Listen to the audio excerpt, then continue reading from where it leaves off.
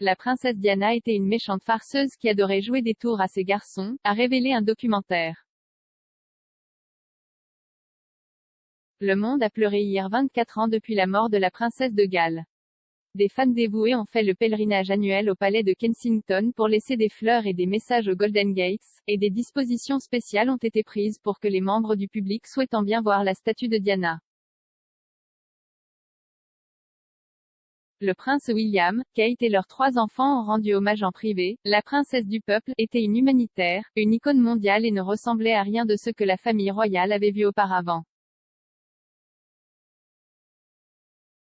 Pourtant, pour les princes William et Harry, elle était « maman ». Les ducs ont précédemment révélé que Diana avait un côté coquin et aimait leur jouer des tours, dont un qui a fait rougir William. Le documentaire Diana, notre mère, sa vie et son héritage était l'une des 2 commandées par William et Harry pour marquer le 20e anniversaire de la mort de leur mère, et présente des interviews des ducs, ainsi que des amis et de la famille de la défunte princesse. Les frères, avant leur querelle en cours, ont parcouru de vieilles photos et ont ri de leurs souvenirs d'enfance préférés. Ils se sont souvenus des cartes grossières qu'elle leur enverrait à l'école que William n'osait pas ouvrir, devant qui que ce soit, connaissant trop bien les blagues de sa mère. Ils ont dit qu'elle était la mère coquine qui a vraiment apprécié le rire et le plaisir. Mais une farce particulière s'est imposée à William alors qu'il entrait dans son adolescence. Il a déclaré « Il y a quelques souvenirs que Jay qui sont particulièrement drôles. Juste à l'extérieur de cette pièce où nous sommes maintenant, a-t-elle organisé, quand je suis rentrée de l'école pour avoir Cindy Crawford, Christy Turlington et Naomi Campbell qui attendaient en haut des escaliers. J'étais probablement un garçon de 12 ou 13 ans qui avait des posters d'eux sur mon mur. Et je suis devenue rouge vif et je ne savais pas trop quoi dire et Jay en quelque sorte tâtonné, et je pense que je suis tombée à peu près dans les escaliers en montant. William se souvenait avoir été complètement et totalement émerveillé, il a poursuivi, mais c'était un souvenir très drôle qui m'a toujours marqué à propos de son amour et de sa gêne embarrassante et en quelque sorte, vous savez, d'être le Joker.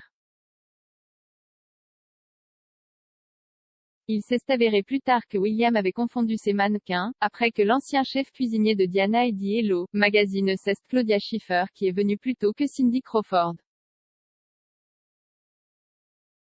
Darren McGrady a servi de la nourriture pour le cabinet pendant 15 ans et a rappelé que Diana aimait pousser ses farces un peu plus loin lors des anniversaires. Il a déclaré au magazine « Je suis entré au travail ce matin-là et je suis descendu au réfrigérateur. Jay ouvert la porte et Jay était confronté à la plus grosse paire de seins que j'y aie jamais vue de ma vie. » La princesse avait commandé un gâteau au sein pour le 13e anniversaire de William. J'aurais aimé en prendre une photo. Je n'en savais rien. Jay juste pensait oh mon Dieu. Jay demandait au majordome, qu'est-ce ce que c'est?